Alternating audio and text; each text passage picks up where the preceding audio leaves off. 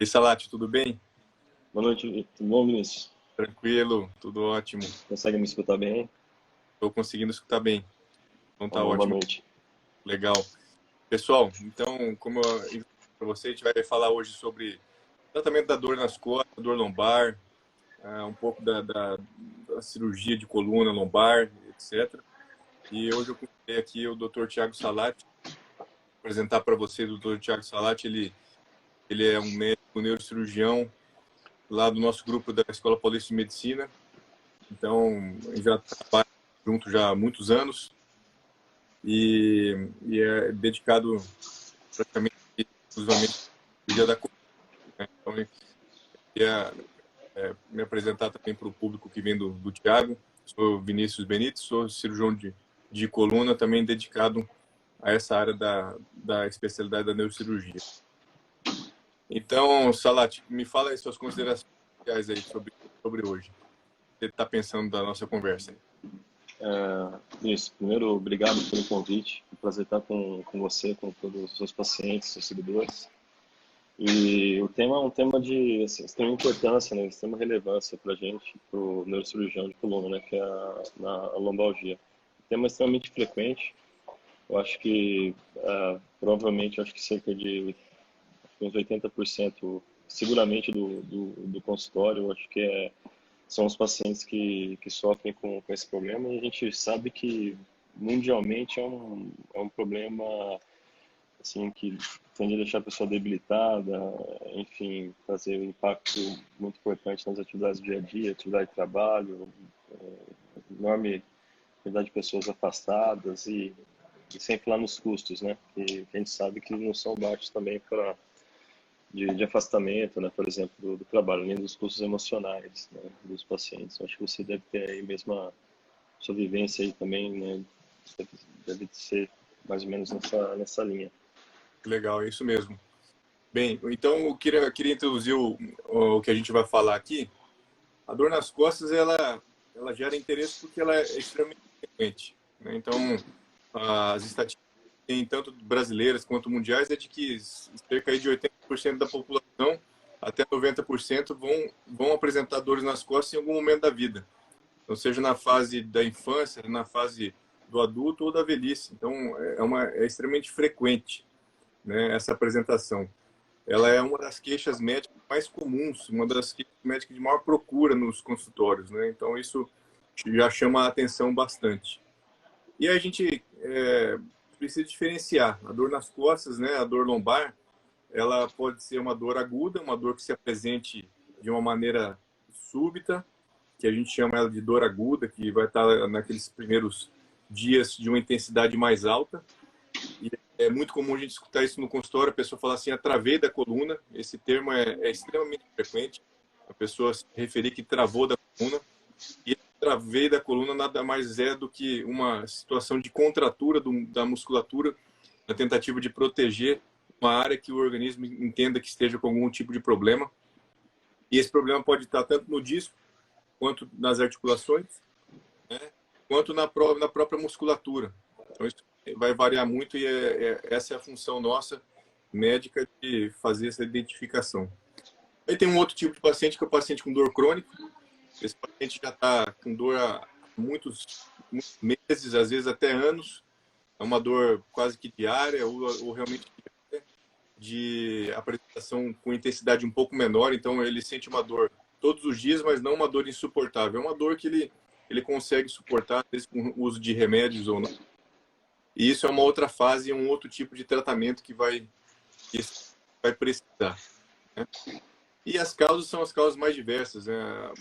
Mas o que a gente tem que citar como causas mais comuns, aí eu diria que é a hérnia de disco. É muito conhecida, todo mundo gosta de falar, eu tenho 3 hérnias de disco na lombar, o pessoal fala isso aí, né? Então, isso é uma coisa que é frequente encontrar no laudo do, do exame de ressonância magnética, esses escritos, hérnia de disco lombar. E muitas das vezes esse termo aí não tem nenhum tipo de significado de dor, nada disso. Às vezes a pessoa não tem nem dor, mas tem uma hérnia de disco lá descrita no laudo da radiologia, né? Então isso a gente tem que levar em consideração também. que não é sempre importante. O mais importante é a queixa do paciente. E outra situação muito frequente são as doenças degenerativas, né?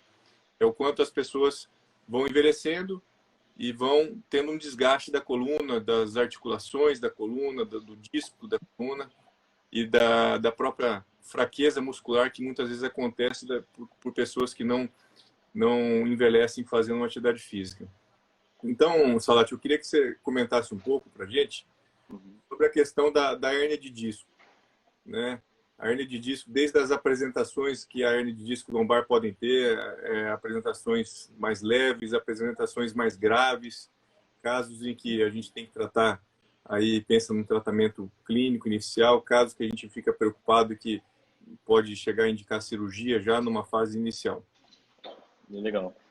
Vinícius, assim, uma coisa que você falou que é extremamente importante é essa diferenciação da dor aguda e da dor crônica, né? No mesmo contexto da hernia de disco, né, da dor lombar.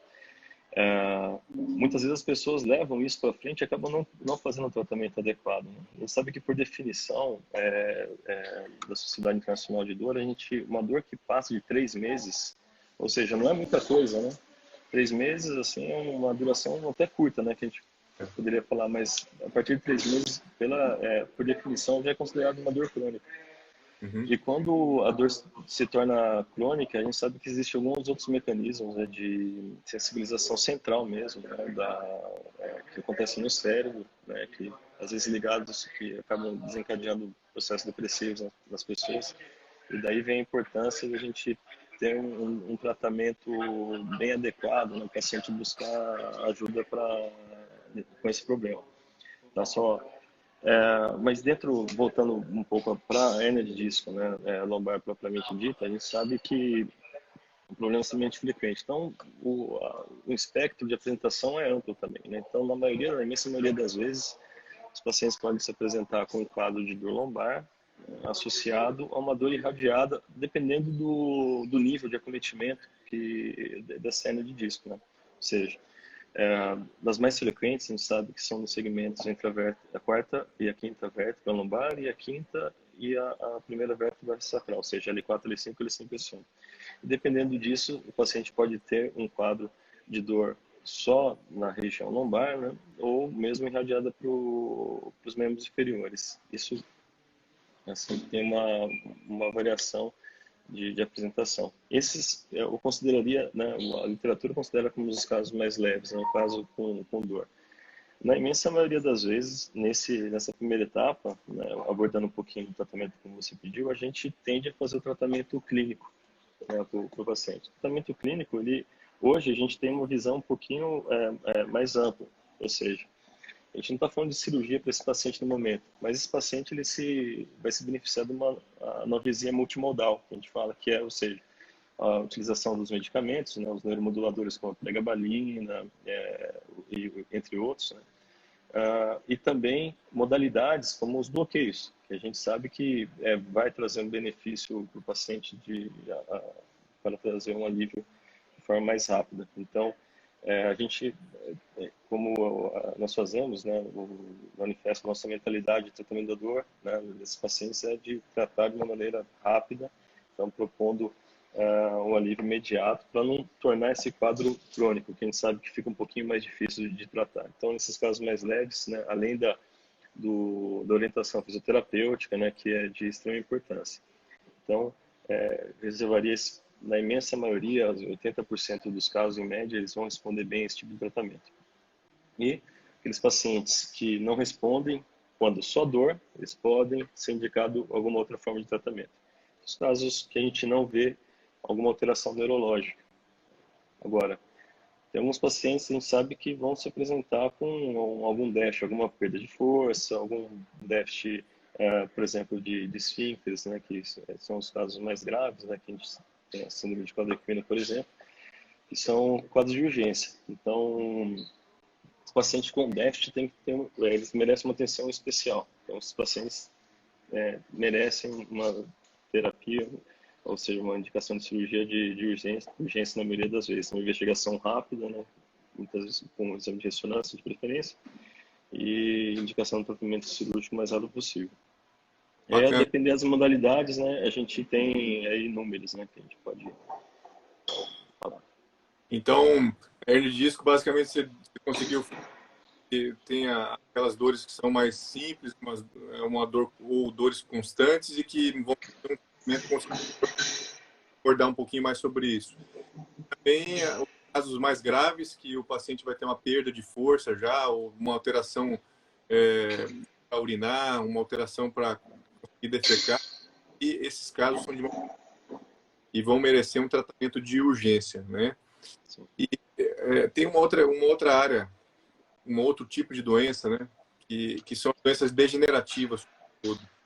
Isso eu gosto sempre de explicar da seguinte forma para as pessoas: que a degeneração e o envelhecimento eles são mais ou menos que sinônimos. Então a gente consegue comparar um com o outro e fazer esse paralelo para ficar fácil de entender.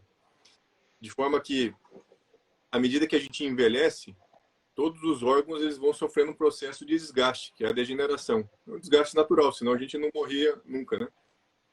E aí a coluna ela entra nesse espectro também, e ela vai sofrer esse processo degenerativo. Então os discos vão se desidratar, eles vão ficar mais baixos do que eram quando jovens, as articulações vão ficar mais gordinhas, né, vão ficar mais duras.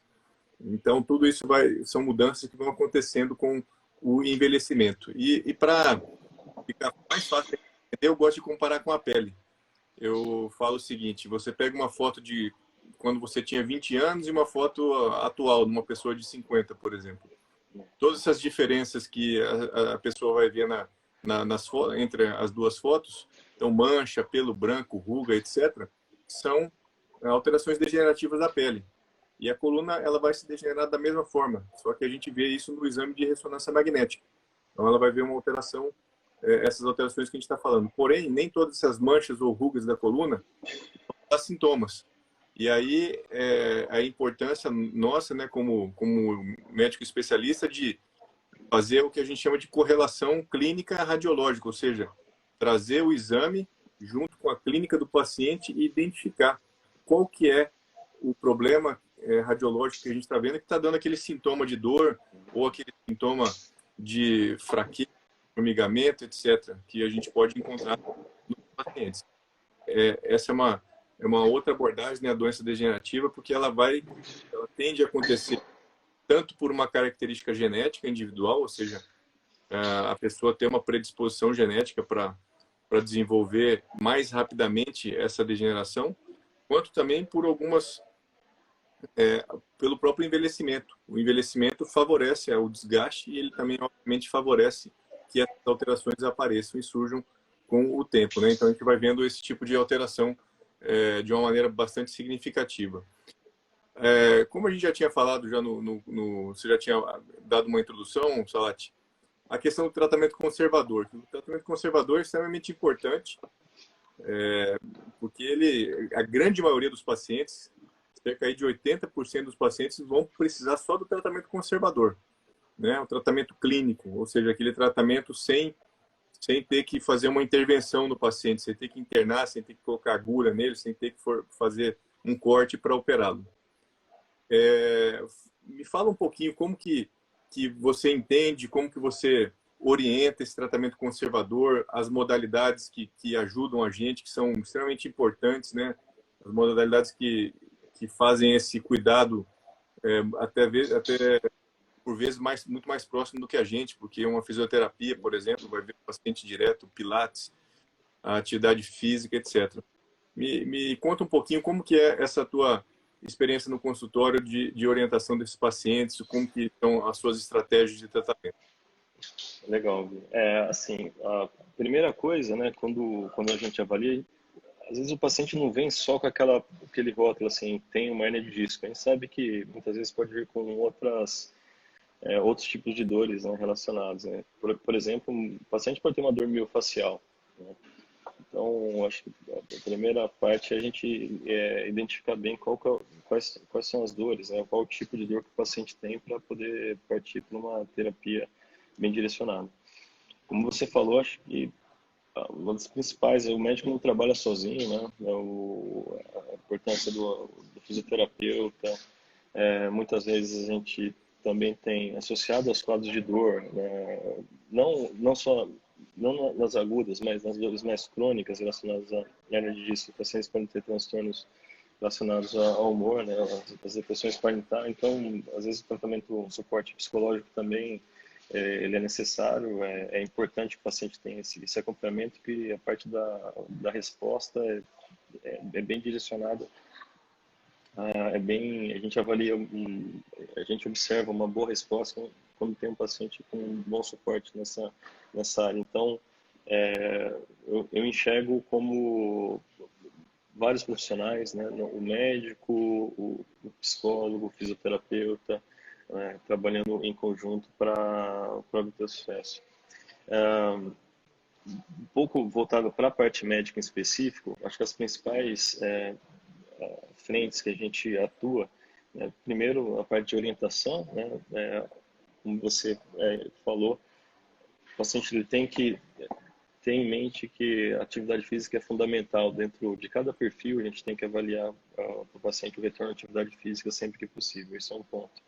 O outro ponto, a gente sabe, você abordou o envelhecimento muito bem, porque a coluna está totalmente ligada ao envelhecimento, o nosso envelhecimento, a coluna também passa por esse processo. A gente sabe que tem alguns fatores externos que podem acelerar. Então, algumas orientações, por exemplo, o paciente tabagista, você deve observar também no consultório, o paciente, quando tem um tabagismo associado, o envelhecimento, a chance de ele ter problema agora a gente falando da lombar aumenta um pouquinho. Então, um pouco de orientação também.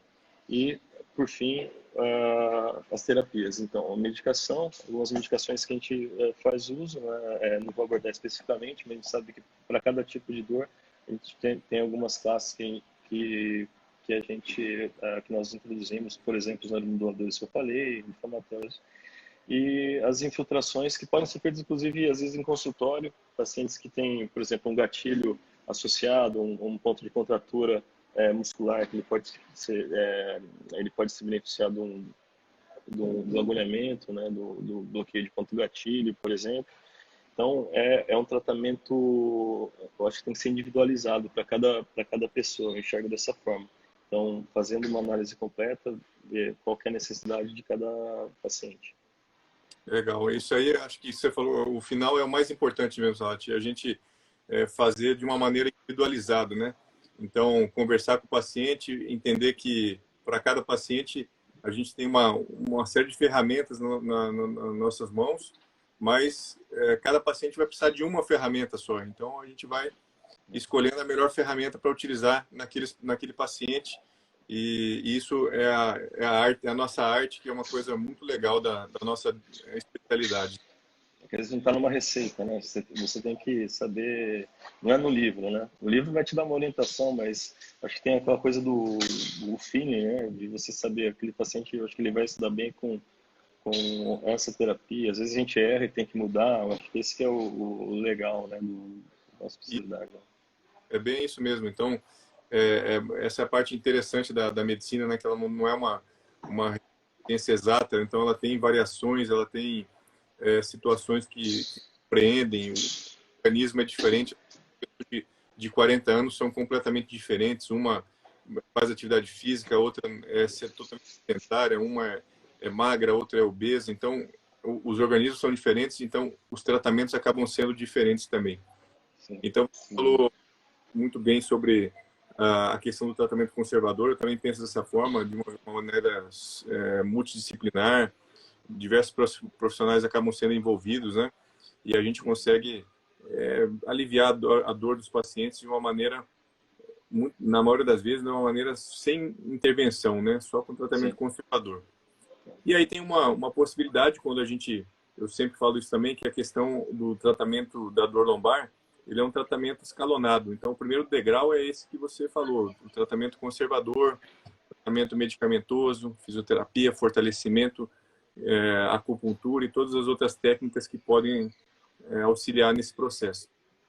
Mas aí, um degrau intermediário, eu colocaria como os tratamentos intervencionistas percutâneos, tratamento com agulha, né? De uma maneira mais simples para as pessoas entenderem, tratamentos com agulha, uma infiltração eventualmente uma risotomia.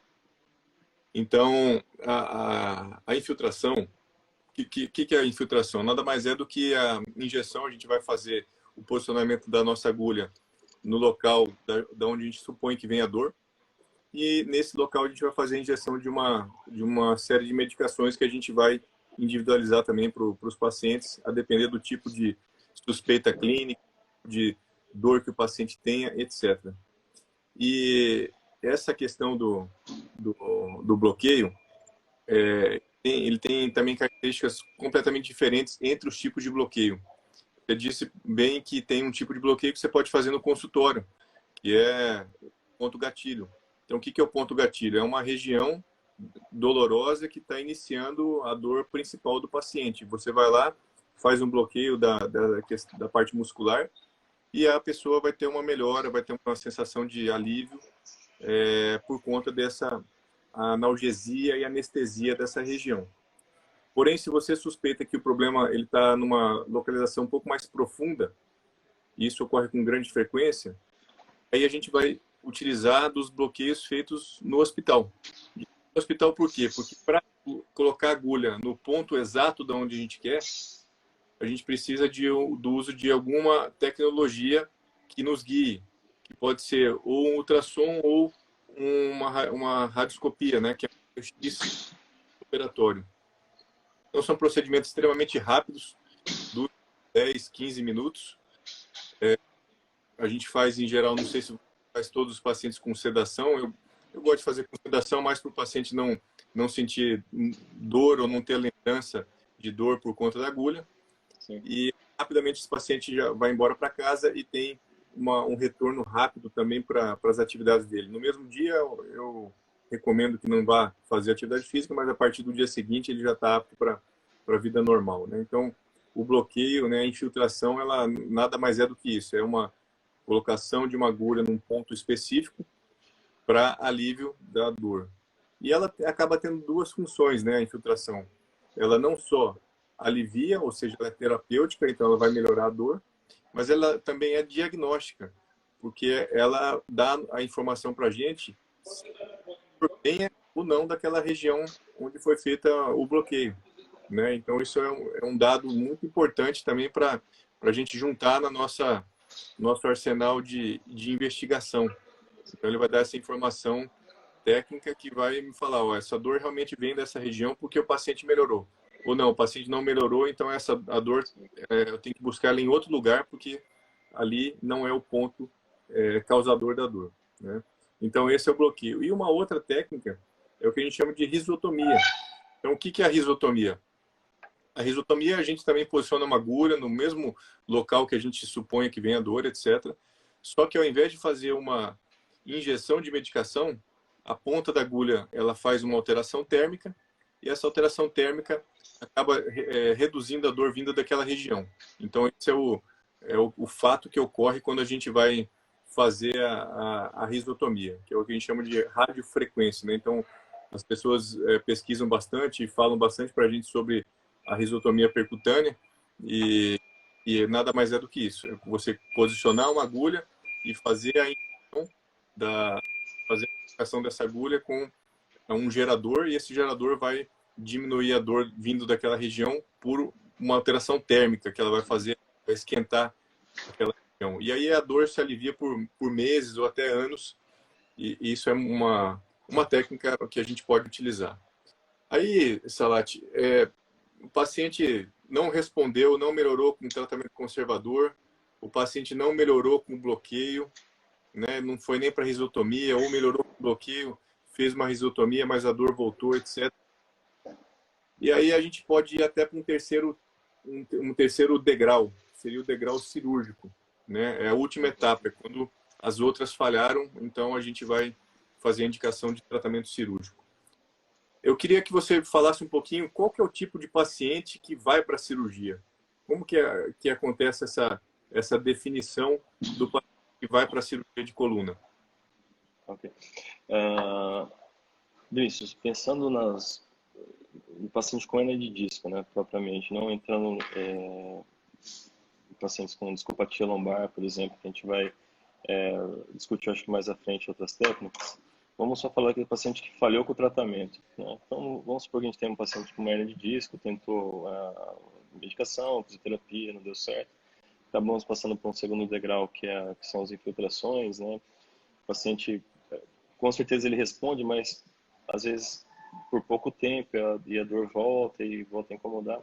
Então, esses pacientes que quando tem a falha de tratamento, claro que isso varia muito, né? Mas a gente coloca ali entre 6 e 8 semanas de tratamento. Isso depende muito de pessoa para pessoa. Tem paciente que tem uma dor muito forte, que a gente não consegue manejar, acaba optando por tratamento antes, né? Isso acontece. A gente não consegue submeter o paciente a um tratamento medicamentoso que fica às vezes até desumano, né? Ficar prorrogando esse sofrimento. Então, o paciente ou seja, que falha ali, nessa etapa, né, a gente indica, eu acho que a gente tem que também, da mesma forma, individualizar. Não dá para colocar no mesmo bolo, né? Mas, em média, pacientes que não respondem esses degraus, né, que foi falado, a gente acaba indicando o tratamento. Pensando em hernia de disco, nós temos os tipos de cirurgia, né? Então, basicamente, o primeiro tipo seria a gente retirar a hernia de disco que está comprimindo o nervo, né? A raiz em questão, né? Para isso, temos assim basicamente duas opções que a gente vai falar, né? Que é a dissectomia microcirúrgica, né? A microcirurgia para retirada do disco e a Fala um pouquinho descompressão do forame. técnicas aí você tem uma hernia de disco que esse paciente ele evoluiu para cirurgia. Ele vai ter que ser operado, seja porque a dor não resolveu, ou seja porque ele Uhum. está com uma perda de força e você indicou a cirurgia de urgência para ele. Legal. Ele pode ser submetido a basicamente duas técnicas, né? Uhum. É, a endoscopia e a dissectomia. Fala um pouquinho Sim. dessas técnicas para a gente, Salah. Então, Vinícius, bom, a primeira dissectomia, né, que é como o próprio nome diz, a retirada do disco, né, ou do fragmento, às vezes tem um nome técnico de extrusectomia, que é retirada nosso paciente pode ouvir falar, né, desse termo, é retirada do fragmento extruso. Então, essa é uma cirurgia já muito consolidada, segura, que traz um alívio muito grande para o paciente e logo no pós-operatório.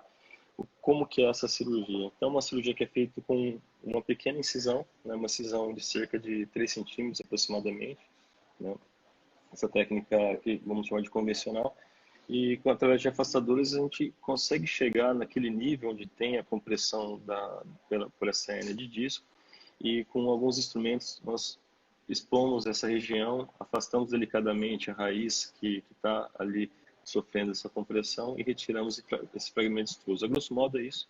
Isso é realizado sempre com a visão com microscópio cirúrgico, né?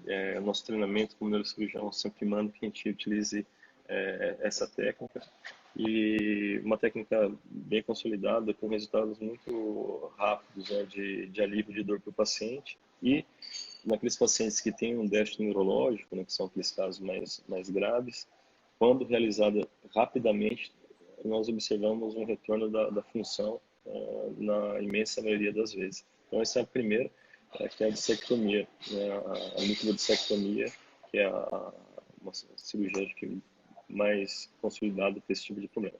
Agora, uma outra técnica também que é bastante em crescimento, realizando cada vez mais, é a dissectomia endoscópica. O objetivo é basicamente o mesmo, né? O que vai ser feito? Vai ser retirado o fragmento que está comprimindo aquela raiz que está trazendo déficit para o paciente, trazendo dor. Só que a forma de chegar até lá que é diferente. Então, ao invés de fazer um corte, a gente faz um corte um pouco menor através de dilatadores, uma pequena câmera, digamos assim, uns introdutores, nós chegamos até aquela posição para retirar o fragmento extruso, né, em alguns casos, e naqueles casos o paciente tem o estreitamento do canal, pode ser feito também a abertura, né, que a gente chama de foraminotomia. Em termos de resultado, se a gente for falar de literatura, é muito parecido. Hoje, a gente sabe que a gente sempre tenta fazer a cirurgia da forma menos invasiva possível. Então, paciente, a recuperação do paciente é sempre mais rápida, em termos de dor, em termos de retorno às atividades. Mas a longo prazo acaba sendo bem semelhante o resultado. Então, o que tem que ser feito é retirar o fragmento que está comprimindo. Agora, cada cirurgião, né, eu sei que você é um entusiasta de todas as técnicas minimamente invasivas, então eu também. Então, a gente sempre vai para a menos invasiva possível dentro de cada paciente. Alguns pacientes a gente não consegue fazer endoscopia, a gente vai fazer a microcirurgia e vai resolver do mesmo jeito, e o paciente vai ficar muito bem. Legal. Mesmo, isso é exatamente o raciocínio mesmo, Salati. A gente tem técnicas e vamos escolher para o paciente o que a gente considera melhor. E aí, dentro das cirurgias lombares, a gente tem pacientes que desenvolvem o que a gente chama de instabilidade ou microinstabilidade.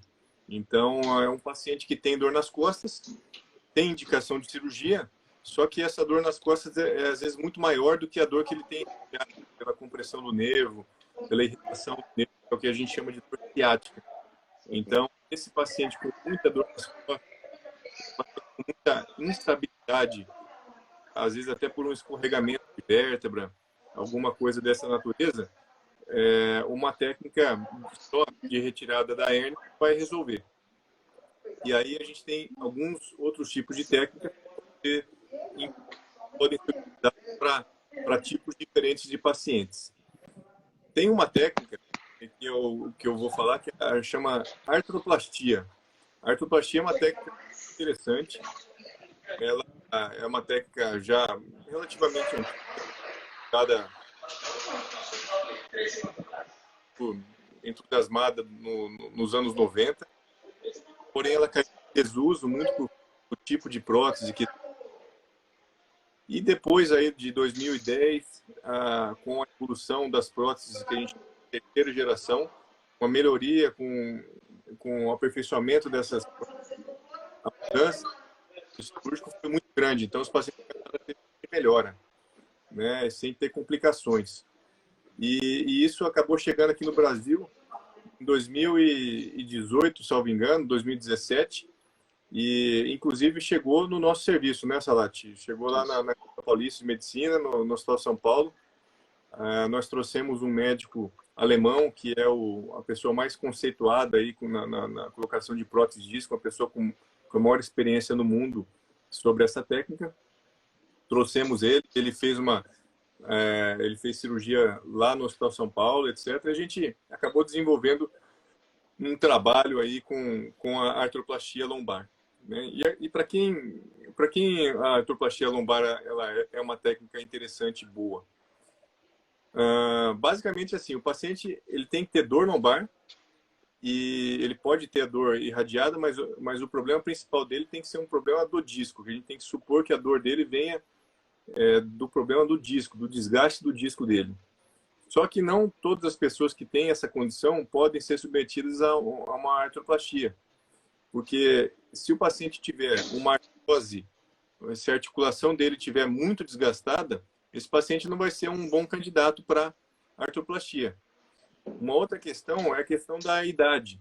Se o paciente tiver muita idade, um paciente aí com mais de 60 anos, em geral não é um candidato bom para esse tipo de cirurgia. Essa é uma cirurgia excelente em pacientes com menos idade, 30, 40, 50 anos de idade, né? São pacientes que têm uma mobilidade da coluna preservada e que tenham problemas em um ou dois discos, por exemplo. Então, esses pacientes vão se beneficiar bastante desse tipo de técnica, porque é uma técnica que o movimento vai ficar completamente preservado, a gente não tem que agredir a musculatura, então a musculatura fica totalmente intacta. E aí o retorno dessa pessoa para as atividades normais e habituais dela é muito mais rápido, né? Eu tenho pacientes que voltaram a correr 10, 15 quilômetros e depois de 4 meses de cirurgia já estavam fazendo pequenas provas de rua. Então, para a gente entender como é rápido essa progressão e como ela é uma técnica realmente interessante, mas para casos, obviamente, bem selecionados, né? Então, a artroplastia eu colocaria como sendo uma técnica também para cirurgias de coluna lombar e uma técnica que pode ser utilizada com bastante critério, né? Então, para os pacientes mais jovens que tenham doença no disco e que não tenham osteoporose, que não tenham uma artrose muito grande da coluna e sem um comprometimento aí da estabilidade da coluna. Então, basicamente, eu colocaria como sendo uma indicação para esse tipo de paciente. E aí, aqueles pacientes que têm instabilidade, Salati, por exemplo, um escorregamento de vértebra, ou que tem uma instabilidade que você suponha que a artroplastia não vai ser uma boa, né? Aquele paciente mais velho que a gente acabou de falar, que a gente não consegue fazer a técnica da prótese com artroplastia, a gente tem o que a gente chama de fusão ou artrodese, né? Fala um pouquinho para a gente dessa fusão, dessa artrodese, diferença de cirurgia aberta, cirurgia minimamente invasiva. Como que funciona isso? Legal. Então, Vinícius, para esse segundo caso, né, os pacientes que são candidatos à artrodese, como você falou, nós vemos que o paciente ele pode ter uma estabilidade radiológica, né, a gente vê mesmo no raio-x que ele tem um escorregamento das vértebras, né, a listese, ou mesmo o paciente pode não ter aquilo, pode não ter uma listese que a gente enxerga no raio-x, mas ele tem muita lombalgia. Tem esse caso também, o paciente que tem muita lombalgia, discopatia. Às vezes pacientes já foram operados, fizeram uma dissectomia e desenvolveram essa doença do disco mais tardiamente. Então, esses pacientes são candidatos à artrodese, né? Que são diferente dos casos dos pacientes que você explicou agora, que você indica artroplastia. Basicamente, a técnica ela visa fazer uma fusão entre uma vértebra e outra, ou às vezes mais de uma vértebra. Para fazer isso, antigamente, desculpa, até hoje se faz mesmo, temos a técnica convencional, onde a gente abre, mesmo no meio, né, das costas do paciente, expõe as vértebras, são colocados alguns parafusos para fixar as vértebras. Existe uma variedade de técnicas, mas basicamente o mais preconizado, que é o que a gente mais utiliza também nos protocolos na Escola Paulista, é a fusão, tanto com parafusos quanto intersomático, ou seja, entre as vértebras a gente coloca um dispositivo que faz a fusão, o que a gente chama de cage, né? O cage ele pode ser colocado tanto por trás, né, por uma técnica minimamente invasiva, que eu acredito que seja o mais indicado para os pacientes, na minha visão, acredito que a sua também, acho que você só faz cirurgia minimamente invasiva também, acho que por diversas questões que a gente já falou, então pode ser feita pela via posterior, uma técnica que a gente chama minimamente invasiva, né, o MIS, né, o MIS TLIF, que é essa técnica transforaminal, ou fazer uma técnica mista, que também tem crescido bastante com a melhoria do acesso. E são as cirurgias que são feitas pela via anterior, ou seja, com uma pequena incisão no abdômen, na barriga, e complementado com uns parafusos percutâneos com pequenas incisões que a gente faz o travamento dessas vértebras. Então, as duas são técnicas minimamente invasivas. Mesmo o paciente, quando às vezes eu explico no consultório, doutor, mas é minimamente invasivo, você vai abrir a frente e vai abrir atrás, que às vezes tem um pouquinho de confusão, que minimamente invasivo às vezes não quer dizer tamanho do corte só, mas quer dizer não agredir a musculatura, né? Então, quando a gente faz o acesso anterior, a gente basicamente não agride a musculatura, né? Então, estamos fazendo uma técnica minimamente invasiva. Então, são essas duas, basicamente, né? A técnica posterior e a técnica mista, né? Que é a via anterior, mas via posterior. E as duas de minimamente invasiva, acho que é o que traz mais benefício para o paciente. Mas, mais uma vez, eu acho que cada cirurgião opta, individualiza o tratamento, né? Para cada um. A fusão ela precisa ser individualizada, né? Porque cada abordagem ela tem a sua vantagem e sua desvantagem, né? Você ir só por trás, ela tem suas vantagens, mas tem as desvantagens também. A gente não consegue dar tanta curvatura na coluna. Exatamente. A gente também tem as vantagens, como por exemplo você melhorar a curvatura da coluna do paciente, conseguir uma estabilidade até maior, mas tem a desvantagem de fazer um outro acesso, né? Sim. Então, a gente tem que levar isso em consideração e é por isso que a gente acaba escolhendo para os pacientes aí os tipos de abordagem. Então, Em resumo, o que você falou, a gente pode fazer uma cirurgia convencional. Eu praticamente não faço cirurgia convencional, que seria abrir, expor toda, afastar toda a musculatura, porque é uma cirurgia que dói mais, uma cirurgia que sangra mais, que o paciente vai ficar internado por mais tempo, pode precisar de UTI, pode precisar de transfusão de sangue. Então, é uma cirurgia bastante agressiva. E hoje a gente tem a técnica minimamente invasiva, que a agressão cirúrgica é menor, né? Então, você vai agredir menos esse paciente vai ter menos dor, ele vai ficar menos tempo no hospital, ele vai ter uma recuperação mais rápida para o trabalho, para a atividade física e para a sua vida normal, né? Então, essa é a grande vantagem que a gente tem. E aí pode ser feito por trás, pelo lado, ou pela frente, a depender da técnica do cirurgião, da escolha para aquele paciente determinado, etc, né? Maravilha, Salati. Acho que a nossa conversa era para abordar basicamente esses assuntos mesmo. Então, foi uma conversa bem interessante. Aí o pessoal fez algumas perguntas. Quem tiver alguma dúvida, alguma coisa, quiser mandar mensagens aí direct para mim, para o Dr. Tiago, fique à vontade. A gente, na medida do possível, vai respondendo as perguntas, tá?